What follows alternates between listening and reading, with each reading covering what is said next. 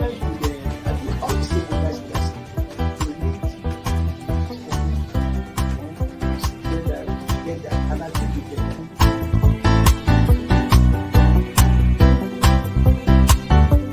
The 3% for the oil producing community is too low. So it is support that is needed. And once you get the support, your airline people will blossom. This is Nigeria. You need to give people sense of belonging.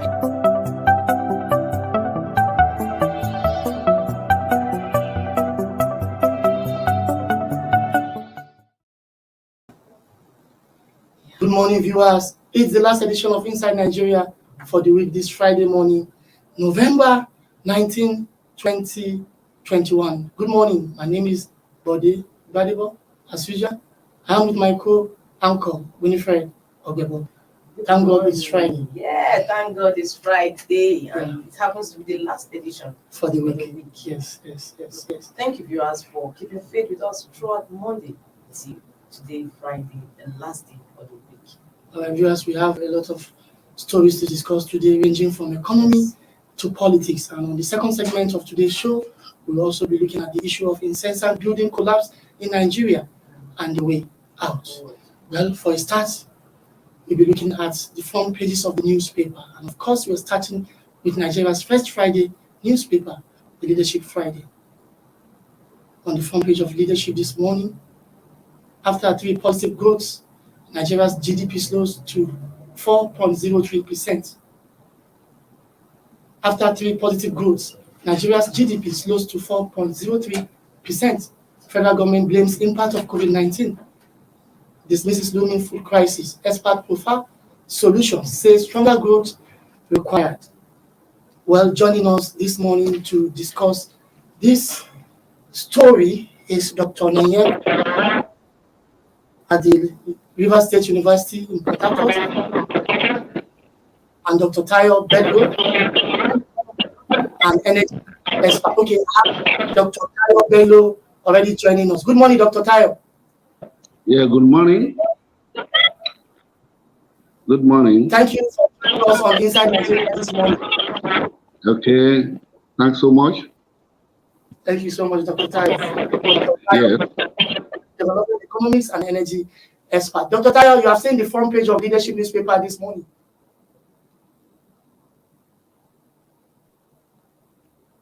Hello, can I go ahead?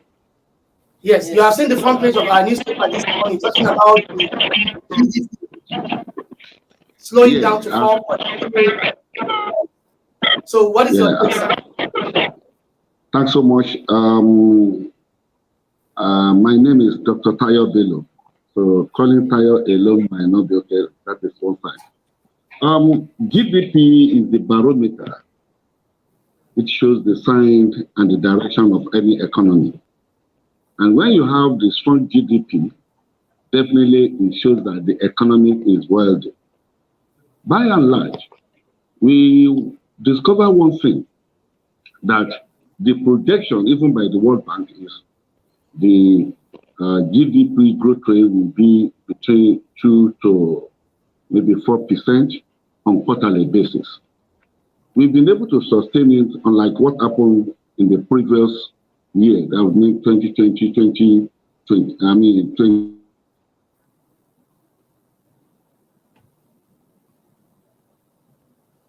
Hello, Dr. Tayo.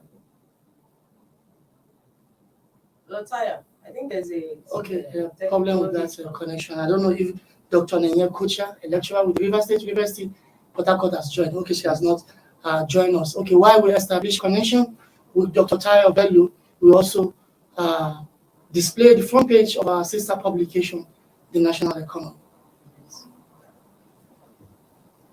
National Economy today says, relief as PNB approves fresh 656 billion naira loan for 36 states. Relief as President Muhammad Buhari approves fresh 656 billion naira loan for 36 states, and each state to get 18 billion naira. And that is on National Economy today. Yeah. Leadership newspaper's sister publication.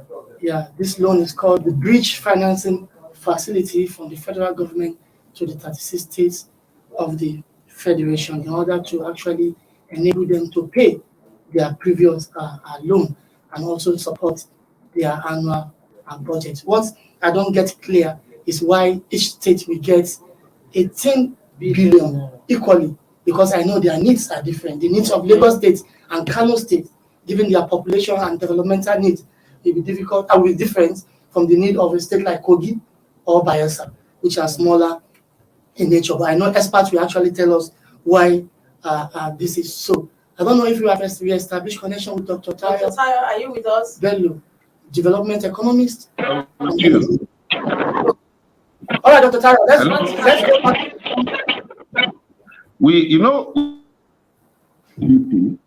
Before the network problem emanated, Exactly. I now said that if you have a strong GDP, it shows that the economy is stable and is very strong. And by and large, I said it slides from 5.01% to 4.03%. That does not give us to, how would I put it, alarming template. We should just believe that it will continue to sustain itself. But where you have a GDP sliding down to maybe something like below 2%, or that's from 5% to 2%, no, that will create a serious problem, and you have to look into that one. And in that case, it means certain things will have happened drastically to the economy. It might be as a result of demand shift. It might be as a result of government expenditure, which has already declined. But you see the way the government has been doing or packaging this economy, they try to sustain it so that there will not come back into the problem of what we call it again, recession. Where you have sliding GDP consecutively for 2 times, definitely there is a fear. And investors might be looking at it that this economy, that particular economy, is sliding to either recession or depression. If we take the GDP rate of what we have here and the value, we see that Nigerian GDP is about $445 billion. And that's about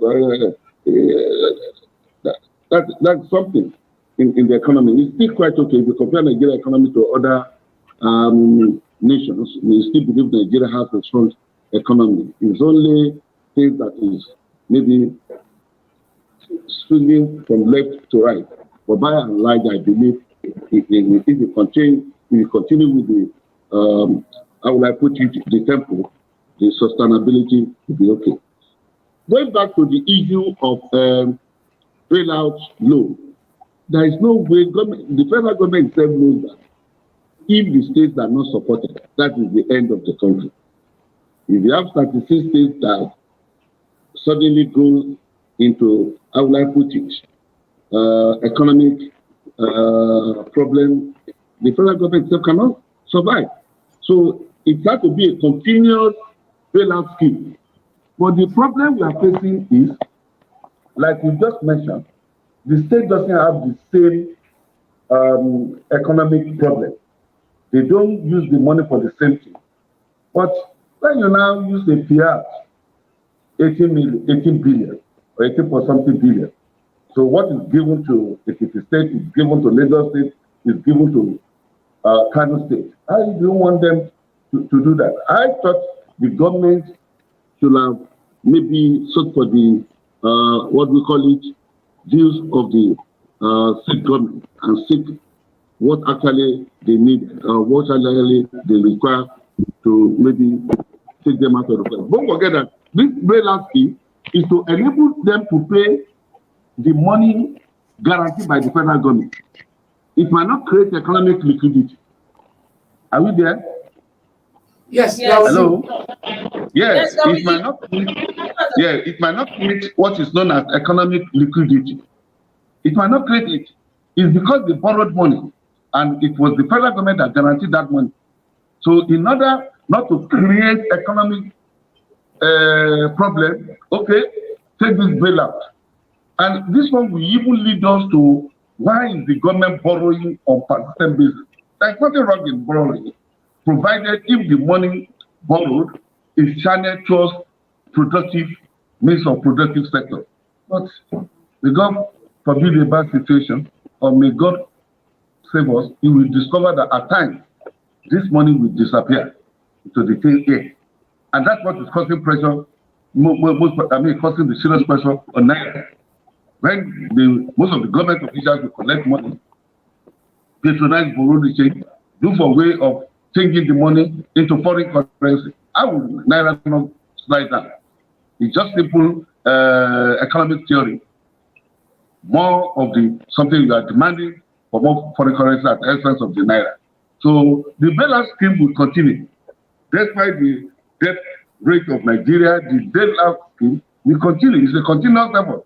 And the policy the government is using now is continuous spending.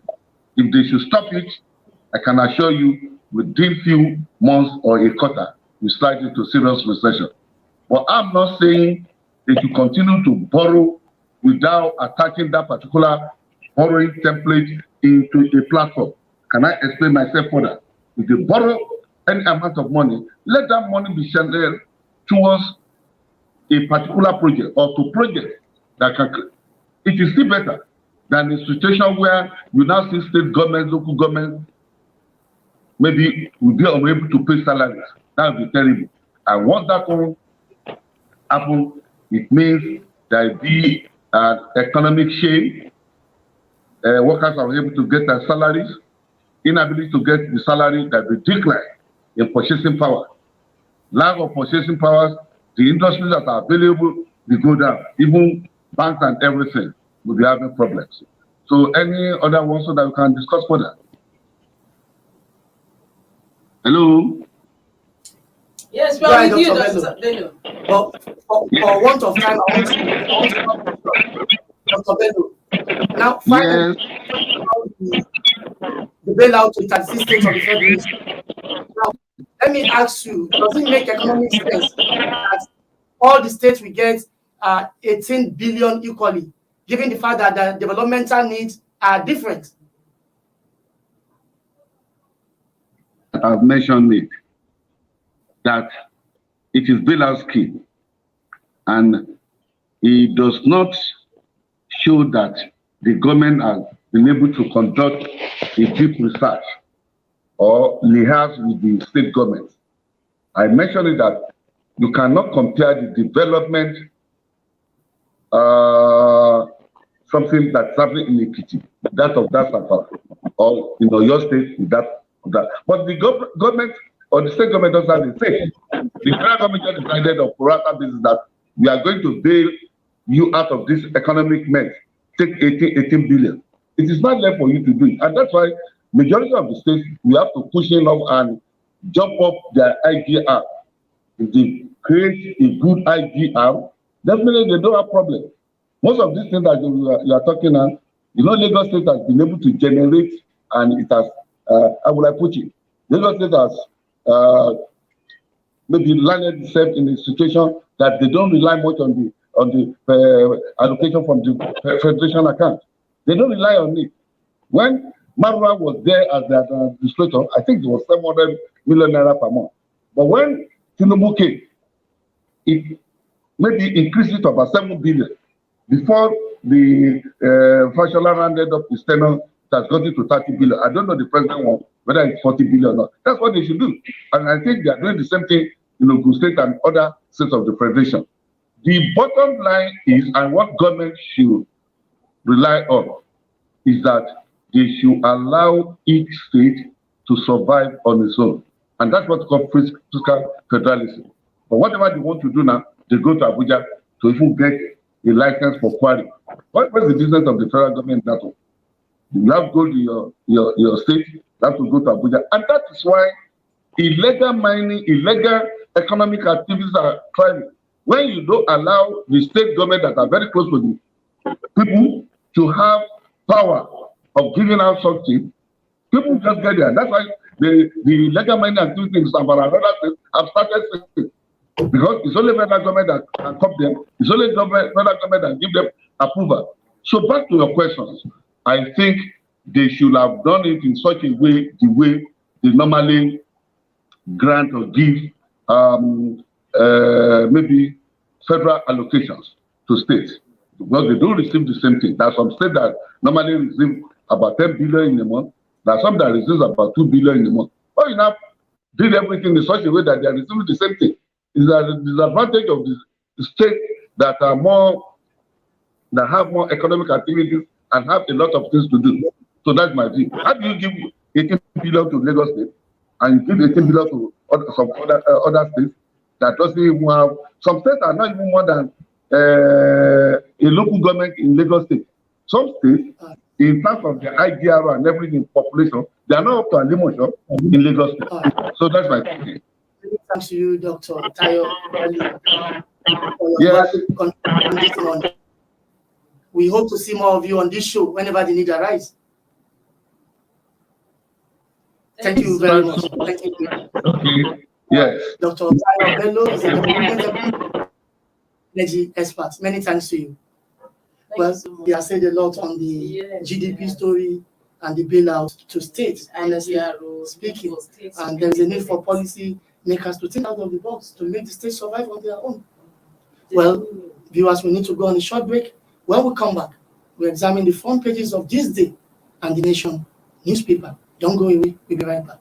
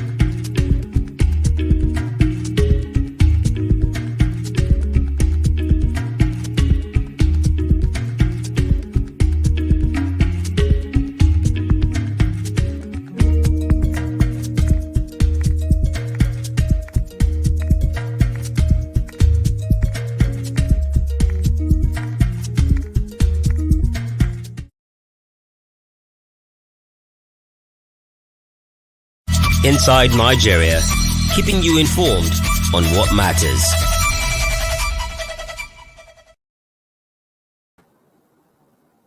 Welcome back. It's still Inside Nigeria for this Friday morning, November 19, 2021. Let's see what we have on our next newspaper this morning, the THISDAY newspaper. On the front page of THISDAY this morning, Buhari won't preempt states over decision on EndSARS. Buhari won't prevent states we won't preempt states over decision on EndSARS, according to President Muhammadu Buhari. United States seek proper accountability of findings. Government lawyer dispute panel's leaked report, doubt casualty figure. Identify 40 discrepancies in documents, 800 million naira spent on panel's 13-month sitting. That is very, very outrageous. Very, very. 800 million, 13 months. 13 months. Then where will you get money to pay the compensation? Well, it's good that President Buhari is 200 million short of 1 billion naira. Yes, in 1 year. Well, how many of them will panel? But I'm also suspicious of something. Maybe the state government are trying to blackmail that panel. Yes. Because you make that money available for them. Yes. Now you are even coming out to doubt their work. Yes, and they even allege in some of the reports I read that you are disputing the casualty figures. They took a bribe from one of the meetings they awarded. Imagine. Why didn't you expose them at that point? Yes. And you are telling us that the casualty figures are not correct. Okay, tell us your own figure. How many people died? Is it 1 or 2 or nobody died? You are not saying. It's there was a report by LCC at the first day when it was summoned. Yes. And thank God it was in writing that they actually, that there were soldiers that they take. Of course, there were soldiers. There was no doubt about that. There are CCTV cameras. Innocent people. Exactly. Reports yesterday. Exactly. Kudos to them. Although later they tried to recant, but fortunately for them, they've already made a document. And I hope the president's statement is not a political statement, that they will not preempt the state over decision on EndSARS. It will actually match its words with action at the end of the day, when most of these reports are ready for Yeah, I think the implementation. president will do the right thing, given the fact that the US, the UN, and even the global body, they are all watching and waiting. The US has spoken already. Exactly. The United Nations has also spoken, and they are saying, well, we want Nigeria to do something. Yeah, do the right thing. All right, Winifred, we need to move away and see what is on the next newspaper, The Nation. Yes, the Nation newspaper. Still on the electoral bill, it's a Buhari backs lawmakers' position on direct primary. Buhari backs lawmakers' position on direct primary. And Rider says governors lose out. President on same page with us, says House of Reps, leader, Speaker of House of Reps, Representatives, Gbajabiamila. That is on Yes, Nation Speaker Femi newspaper. Gbajabiamila was at the State House yesterday to confer with President You can actually Muhammadu pronounce it. Buhari. He's a Yoruba man, I'm Yoruba too. And he came out, he told State House correspondent that the president was ready, or is ready, to actually assent the Electoral Act Amendment Bill into law, and that there was no going back, or there is no going back, because anything can change. That's why I'm using my tenses like that. Anything can change. So there is no going back on direct primary. But Okay. my worry is this, or one point of concern for the is this. So if Buhari has said no, back down on direct primary, does that mean that the National Assembly will have gone with it? Well, he's the leader of the party, and the party is the majority. It's not just for the party. Yeah, but the party is the majority for in the National Nigeria's Assembly. electoral bill. They call the shots. They are It's the not for majority. APC. Yeah, but they are the majority. They decide where this pendulum will swing because they are That's the why I'm majority. not so comfortable with. Let me even tell you something. I think that the president is about completing his first term in office. Yes. He will not do that. He will go with the governors. The governors are against direct primaries. Yes. The president will not go with the National Assembly. Okay. If he He will- were okay. Yes, if he is Okay. if he's completing his first term Yes. and he's seeking re-election for a Yes. second term, he will go with the governors because he knows the powers of the governor to garner votes for him in their respective states. But now that he's completing his 2 term, he has nothing to lose. He's leaving, so he's damning the consequences. To hell with the governors. Okay. Now I see. He's going with the National Assembly. Well, but then there is a takeaway. We should not lose the import of direct primary. It actually speaks to true democracy, participatory democracy, Yes. because the people will decide who becomes a candidate of a party and will eventually win But election. but another thing is that governors that are opposing it, I've been forgetting that they are not going to remain on that seat forever. They are also going to be on the other side. Well, maybe you are also saying this because They are you're also not a going to governor. be on the When other you become side. a governor, maybe you also. But they will eventually be on the other side, and then Exactly. they will see the beauty Nothing of it. is That, permanent. if not for this direct, maybe I would have also Exactly, displayed that exactly. for other I don't know why they are. positions in my But it's state. good that the president is saying, well, direct primary is the intent and he's ready to ascend the bill. But it's taking too much time. Ascend the You are bill. right. We are close to the 2023 general You are election. right. So that whatever we're doing now will be guided by the new law. Yes, A lot of things are exactly. wrong with the current electoral act. Yes. And that is why the National Assembly actually amended it. So we need to have it assented so that it become operational Yes. immediately. And Nigerians also gave kudos to the National Assembly for bowing to the wishes of the generality of Nigerians who said, no, electronic transmission of results is the best way to go. In this modern era, you can't say that, no, there's no network in some of these things. At least for the first time in a long time, and they are on side of the people, Yes, they gave especially on the part of electronic transmission of election results. And let me tell you, it's just one step forward. A time will come, we might actually embrace electronic voting directly. Voting, So at home you can vote, you don't need to go to So the some of polling us now that are unit. from different states that are here in Abuja, we can't go to our states to vote. Because you don't registered vote there. in Abuja. But Yes. with electronic voting, you can do it from the comfort of Anywhere. your house. Exactly. And that will also, guarantee credibility of the process. Exactly. Yes. Well, we come to the end of the newspaper review But segment. sorry, Okay. before we just round up, what do you think will be governor's position now that the governor is president? Well, they may is take backing a pound of direct flesh on the lawmakers in their respective states.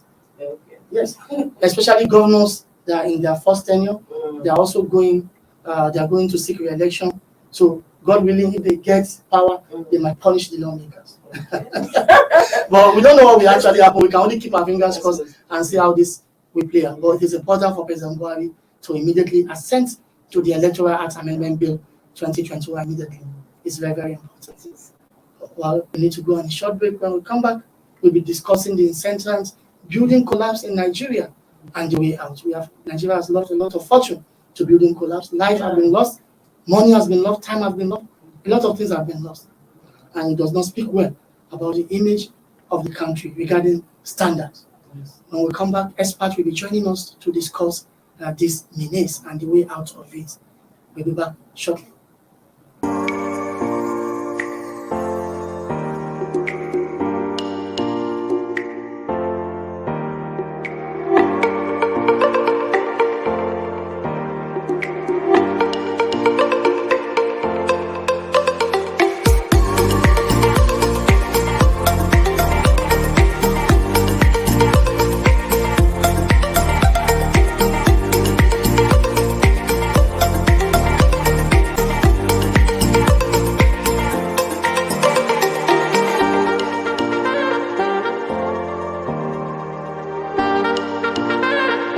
For sponsorship and advert placements, please contact 080-3688-6158. Last Word Leadership Podcast Studio. You have the last word.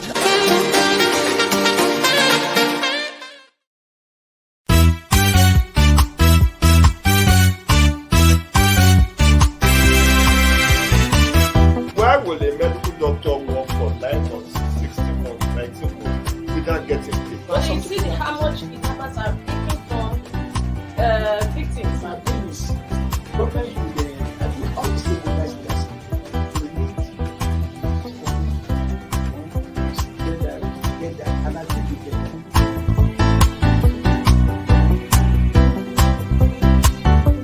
The 3% for the oil producing community is too low. So it is support that is needed. And once again, support your airline people will blossom. This is Nigeria. You need to give people sense of belonging.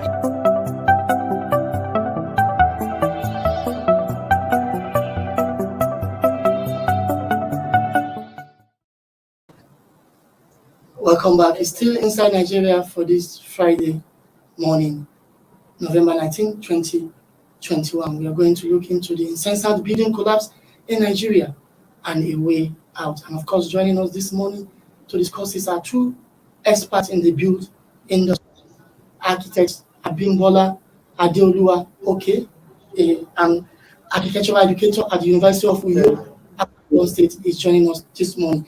Good morning, Architect Abimbola. Good morning. Good morning, buddy. Yes, good morning, sir. How is Uyo this morning? Yeah, Uyo is good. All right, good. Thank you for having me. Yeah, while we await the second guest to join us, let's start with you. You have seen a lot of things happening in the build industry of late, even though they are not new, they have been happening. But what keeps changing is that the building collapse happened, there are no punishment, there are no, there are no punishment for offenders, and it keeps happening. We are losing money, we are losing our life. So let me first ask of your take about this, your general overview about incessant building collapse in Nigeria. Well, building collapse incidences are rather unfortunate incidences. They ought not to have happened. Going by the way we do things, because first of all, we need to do the right thing in the right way. It's very important. But when we don't do the right thing the right way, unfortunate incidences like building collapse are bound to happen. In recent times, these are unavoidable incidences if we have done the right things. There are so many factors that result into a building collapse. And if those factors are addressed, I think we can curb the incidences of building collapse. It's rather unfortunate. Lives have been lost, monies have been lost, a lot of even our integrity as professionals are in question So it's important that we get to know what factors are responsible for these incidences and then address them adequately. Most of the time, they are human factors, especially in Nigeria. Yes, there are God factors, but it doesn't happen here, like the earthquake or landslide that happens in other climes. It doesn't happen here in Nigeria. So basically, it is the human factors that result in building collapse in Nigeria. Such human factors like negligence on the part of the developer, even on the part of government agencies that are supposed to oversee these construction processes. Negligence amounts, to a failure in the structures as they are being built. Then the flouting of building codes. You see developers outrightly flouting building regulations. They are not abiding, they are not complying by building regulation. Then the use of defective and substandard materials is another factor that results in building collapse. We can go on and on. Incompetency on the part of the practitioners. You realize that developers, in the name of cutting costs and maximizing profit, minimizing expenses, they engage unqualified, I won't call them professionals, unqualified people to undergo their projects, which is not right, because they don't want to pay consultants. They boycott consultant and they get somebody because he has been vast, he has experience in the building process. They feel that he can as well double as an engineer or double as an architect. So those are the things. You realize that they now come up with substandard construction processes, and that results into mishap on the side. The lack of compliance on the part of developers, and then the non-enforcement by government agencies in charge of construction. They don't actually, they don't strictly enforce those regulations against developers on construction sites.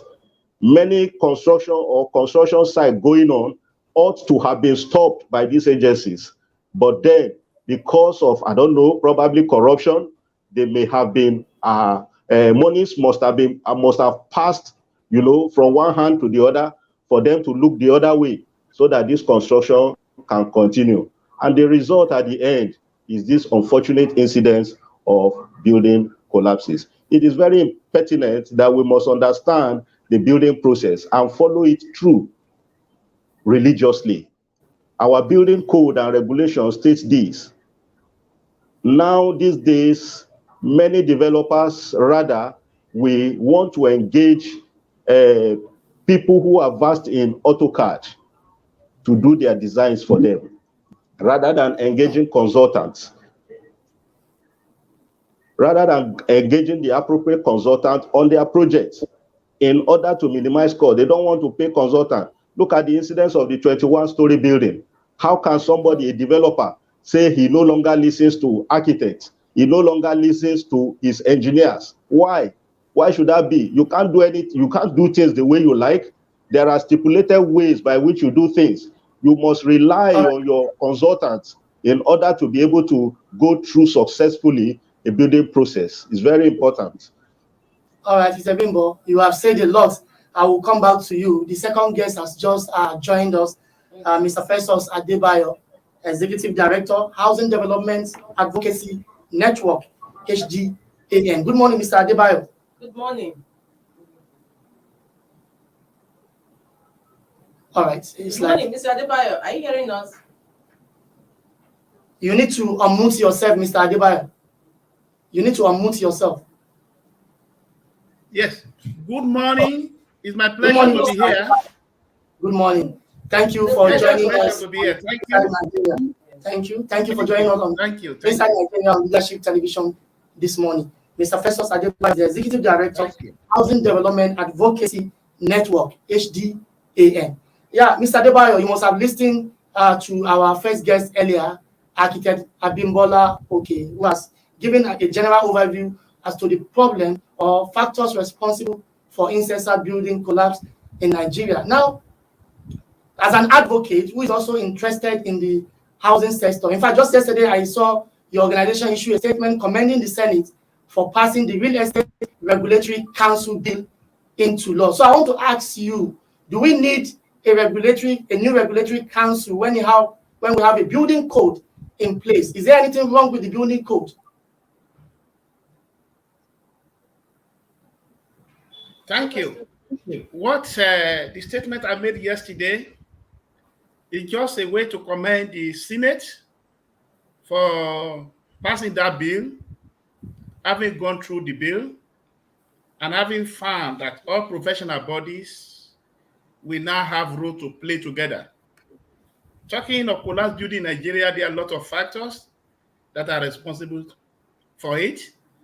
Thank you to my colleague, distinguished architect, Abimbola, who have just spoken. I listened to all that he said, and it's very, very correct.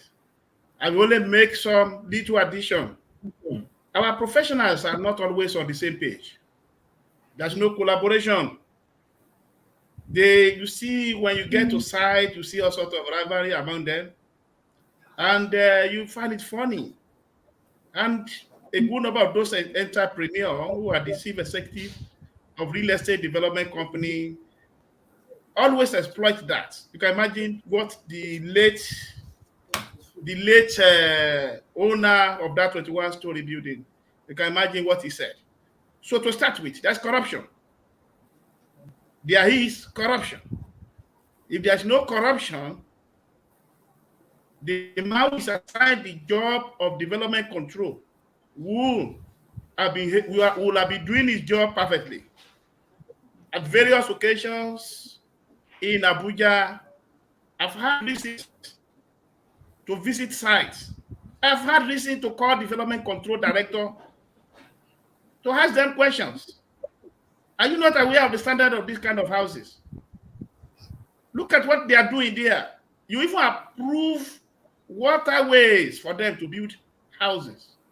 These are the problem we have talked about leading to the collapse of building. Then when you leave corruption, then you go to what the government have been doing on their own to complicate the problem. There is no punishment. No one has been sent to jail. At various occasions, we have requested that we want to see one of those professionals going to jail for building collapse. We have never seen one. From Itafaji in Lagos, where many students were affected when the building collapsed. But till today, nothing has happened. Nobody has been sent to jail. Then moved to synagogue. That one we have been monitoring in the court for several years now. No head, no tail. Is that what I said? The government's role in complicating the whole thing is huge. Now we have just recorded the worst in the history of this country. 21-story building. Over 50 people affected. A lot of economies have been affected. A lot of families are crying. No insurance, nothing but nothing. We can't continue to do things this way. A building that is faulty at the level of design can we truly collapse. A building that does not have the right set of professionals, the architect, the structural engineer, the town planner. When I visited the site, I saw the project engineer, a telephone number. I saw the structural engineer, I saw a phone number. Then I saw the architect, a particular phone number. We called the phone number, it belonged to the same owner. So the question I will ask is this. Is it that nobody has seen or observed that to put stop action? I was told that they put stop action and they closed down the place for 4 months. What was the agreement they had before reopening the place? Did the developer, did he implement it? So these are the issues. I don't think we are serious. It's unfortunate. Because the role of government in this issue is very, if the government has the political will, all this nonsense will stop. Most of our professionals are really not proactive. If they are proactive, the quack will not be doing their job. They are busy rivaling themselves, while the quack are taking over their job. And that is why when I saw the bill, we have many regulatory bodies. We have ACON. ACON is busy fighting NIA. Instead of them to do the right thing and ensure that this kind of problem and the right of the auto developers engage the services of the right architect. That is not their focus. We have Carbon. We have Current. Current came alive to tell us that they be trying to set up a committee in Lagos, but the Lagos state government did not send them a representative. The commissioner for work did not send them a representative. But when the building collapsed, they were forced now to invoke the law that established them, that gave them the right to investigate that collapse. So these are the issues. But when I look at the bill 2 days ago in the Senate, that the architect, engineer, all of them will work together on every project. So what they are saying now is not everybody can do the business of real estate again. You can't go and establish a business of pure water production without getting the approval of NAFDAC. They will seal up your place. So what they are not saying with that is, before any project can be done, this must be followed. This must be followed. This must be followed. That bill is like forcing the engineer, architect, structural engineer to work together by force. Not that architect is doing the job of structural engineer or the structural engineer trying to do the job of the town planner. You see what happened in Lagos, even when the committee was set up. We started hearing different press releases from different professional bodies. I was expecting that all of them will come together and address a joint press conference and address the problem holistically and come up with solutions two at a time. Some are coming to say the head of that committee is a town planner. Is it that the structural engineer not involved? Is it that the town planner not there? So we need to be serious. We need political will. We should stop talking. We are not going anywhere. People like us are tired. The government will have this political will to send somebody to jail, send somebody to prison, send somebody to Kuje, send somebody to Krikri for building collapse. Thank you for giving me the opportunity. You made your point. Yes. We'll still get back to you later on. After Abimbola, are you with us? You, sir. Who is an advocate for housing development. Now, let me read out something to you, which is enshrined in the National Building Code. One of the fundamental requirements enshrined in the Building Code under the control of building work section is that no building activity should be carried out without duly approved drawings, which must have been prepared by registered building industry professionals like you, an architect. Now, when you draw and you give to your client, is that where your job ends? Or you go to that site and ensure that your building, your drawing are being carried out according to what you give out to your client? And secondly, what Mr. Adebayo said, that professionals like you are busy rivaling each other, thereby leaving the job for quacks. Is that true? For that question, yes, I want to totally agree with Mr. Adebayo for the assertion. A lot of rivalry has been going on between professionals. You know, professionals encroaching on each other's duties. A lot of such incidents has been happening, and which is rather very unfortunate. We are supposed to work together and cooperate, and that would have saved us, you know, a lot of these incidences of collapsed buildings. Now, let me also say here that the laws are there. The problem is non-compliance of those laws. And if we are able to comply with those laws, because everyone's duty is spelled out, on any building project, the architect is the first point of call. He's the one that draws up the concept and the plan of that drawing. His duty does not stop at production of working or production drawings for a project. His duty extends to the supervision of such projects. His duty extends to that, to the site, the site works. The same thing applies to other professionals like the structural engineers, the mechanical, the electrical engineers. Their work or duty does not stop only at the production of the drawings. It extends to the site. And that is why we have, people designated as site architects or resident architects, resident engineers. They are supposed to be resident on the project and supervise the project day by day. They are supposed to be resident on the site, on the project. Are you getting my point now? But in recent times, developers are contravening these laws because they want to cut costs. They don't want to pay the consultant. A lot of consultants are redundant in this country. And it is important that government should realize that government agencies, the building control agencies that are responsible for the enforcement of these regulations, they should understand that they are not capable, they don't have the capacity to supervise ongoing construction projects. They are supposed to rely on consultants' reports. And that is why they need to insist on every project that is submitted to them, insist that consultants should be appointed on such projects.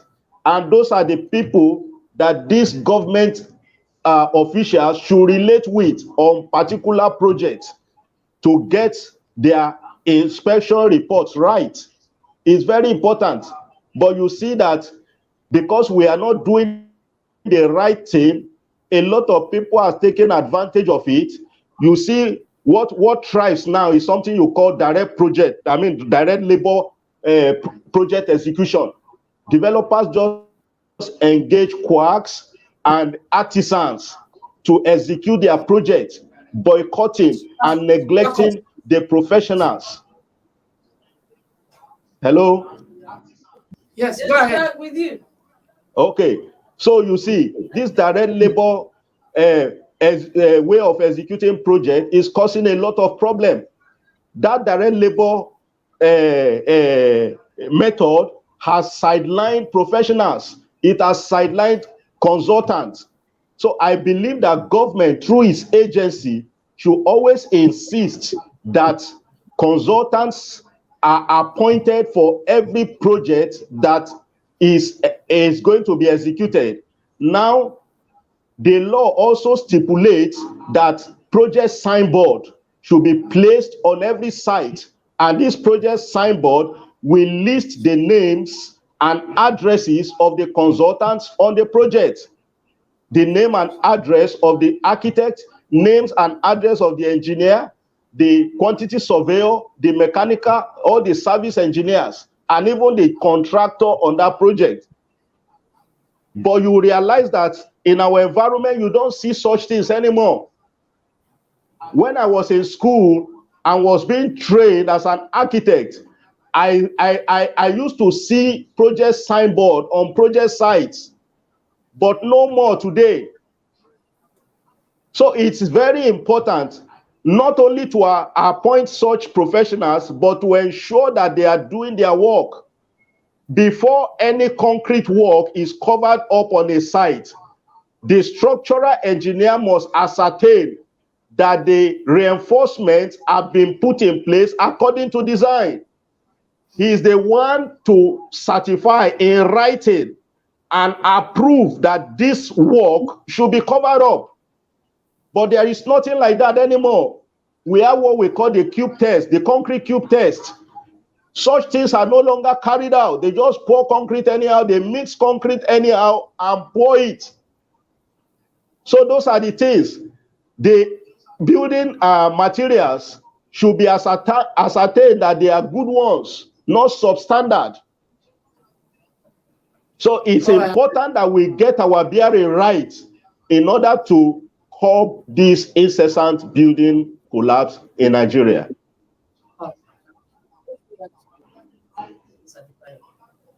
So first, Hello, or should I go on? Yes. So first, the first Hello? ask you now, what is the way forward? Good. The way Now I'm asking Mr. Festus. Mr. Festus, Can you hear me? Can you hear me? that question is for you. What is the way out? Okay, you can hear me. Yes. Yes, what is the way out? The way forward is number one, which is what I said before. There is a building code. The building code has spelled clearly what should be the responsibility of an architect, what should be the responsibility of a quantity surveyor, what should be the responsibility of quantity surveyor. So the first way forward is for the government to have the political will, the guts to implement the building code. To implement the building code. I hear somebody saying the building code need the legal, they need to go to National Assembly. The level at which the building code is now is implementable. It's not wrong if in the future we get the legal backing to it. It's not a problem. But the one we have is enough for us to solve the problem. So the way forward, number one, is to ensure that the government have the political will to implement. My colleague Akita Bimbola mentioned there that when you get to a site, you don't see the names of people who are involved. That is critical. If there's political will on the part of those who are responsible for implementation, supervising ongoing projects, they're supposed to have discovered that at the site of the collapsed 21-story building. Because it all have phone number of the same person. That was why I mentioned corruption. So the way, number two way forward is we should minimize, if we cannot eradicate corruption. If corruption does not, if we don't kill corruption, corruption will kill us. It will kill us. It's degrading. Every day buildings are collapsing. The one you guys are hearing in the media are the big ones. Every day. A few days ago, one in Badagry, when the 21-story collapsed, on the second day, one in Korodu. Come to Abuja and see what is happening. I know of a case, they called me that the building had just collapsed. Before I got to the place, they might have leveled the ground. I didn't see anything. So nothing I could capture. When the police got there that we invited, we didn't see anything. No STDs. So, number three, our professionals must go back to the old days. When this professionalism was the game, was the key thing. When somebody built Union Hall, Union Bank building, UBA building, Cocoa House building, they're standing. They are professionals. So the need to sustain professionalism is another way to go. Just as I said earlier, that the quacks are taking over the job of the professionals. We did a survey on developers in FCT.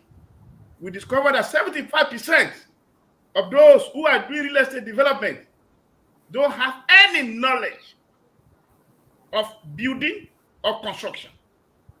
And we found that the level at which they engage the services of those people at the point of designing, at the point of site supervision, which in most cases, if they advise them on a particular thing and they know it's likely to affect their profit margin, they ignore.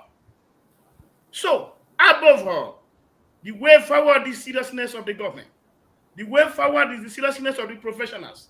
The way forward is to stop being selfish. The so-called developer is selfish, is looking for money. I just posted a story now that somebody who designed something decided to live inside the building first. So that's how to test the genuineness of that material. We need to start putting some of those developers in those houses for a few days first before we allow other people to enter. So if the thing is going to kill them, let it kill them first before people are killed outside. And that was You why I have said made the your case point. You have made your point, Mr. is Adebayo. very sensitive. So Yes, thank you, you my have friend. made It's your my point. pleasure to being in your program. You have made your you point. so much. For want of time, let me Yes. go back to Architect Abimbola. Okay, from your professional point of view, what is the way out? Because your submission and that of Mr. Festus Adebayo is the same. Government largely has failed in its regulatory role. Professionals like you too are responsible partly. So where do we go from here? How do we save ourselves from untimely death and economic losses? Just in a minute. Thank you very much. I think I totally agree with Mr. Adebayo's assertion. It's very important that there must be government's will to do things right. And it's very important also for professionals to take responsibility and do what is right. Now, developers developers should be deterred from the practice of compromising qualities in order to maximize their profit. They must be deterred, and the only way they can be deterred is that government agents must work hand in hand with professionals. Government agency in construction or building construction control must insist that professionals must be appointed for the execution of their projects. If that is done, and the professionals take responsibility of those projects and do it according to the way it should be done by undergoing all the necessary process of testing and supervision, I think we'll be able to stop all this incessant building collapse. Government agencies must work together with professionals.